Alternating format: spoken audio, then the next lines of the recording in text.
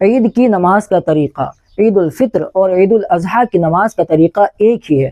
عید کے لیے اذان و اقامت نہیں، جب نماز کھڑی کی جائے تو عید الفطر یا عید الاضحیٰ کی 6 زائد تکبیروں کے ساتھ نماز ادا کرنے کی نیت کرے۔ اس کے بعد تکبیر کہتے ہوئے یعنی اللہ اکبر کہتے ہوئے ہاتھ ناف کے نیچے باندھ لے۔ اس کے بعد پھر ثنا پڑھے۔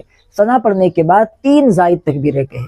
2 تکبیروں میں دونوں ہاتھ کانوں تک اٹھا کر چھوڑ دے، اور تیسری تکبیر پر دونوں ہاتھ کانوں تک اٹھانے کے بعد ہاتھ ناف کے نیچے باندھ لے۔ اس کے بعد امام صاحب قرأت کریں گے۔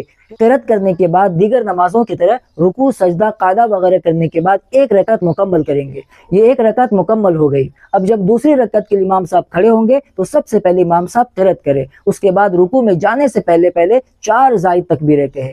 3 تکبیروں میں دونوں ہاتھ کانوں تک اٹھانے کے بعد ہاتھ کو چھوڑ دے، اور چوتھی تکبیر میں بغیر ہاتھ اٹھائے تکبیر کہتے ہوئے یعنی اللہ اکبر کہتے ہوئے رکوع میں چلے جائے۔ اس کے بعد دیگر نمازوں کی طرح رکوع، سجدہ، قاعدہ، التحیات، درود اور دعا وغیرہ پڑھنے کے بعد امام صاحب سلام پھیر دے۔ سلام پھیرنے کے بعد امام صاحب خطبہ دیں گے۔ عید کی نماز کا خطبہ دینا امام صاحب کے لیے سنت ہے، اور جو مقتدی حضرات ہیں، وہاں جو موجود لوگ ہیں، ان کے لیے خطبہ سننا واجب ہے۔ تو آپ خطبہ سن کر ہی گھر آئیں۔